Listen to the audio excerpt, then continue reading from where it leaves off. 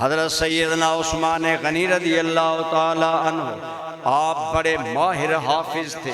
حضرت عثمان نے ہی یہ قرآن لغت قریش پر جمع کیا جو آج ہمارے ہاتھوں میں کر رہا ہوں. جناب عثمان غنی رضی اللہ تعالیٰ عنہ عموماً 2 رکعت میں سارا قرآن پڑھ جاتے، اور آپ نے قرآن دیکھ کر اتنے قرآن پڑھے. آج قرآن چھاپے ہیں آسان ہے، ہاتھ سے لکھا جاتا تو دور میں قرآن 6 قرآن کریم کے نسخے آپ نے دیکھ کر پڑھ کر بوسیدہ کیے.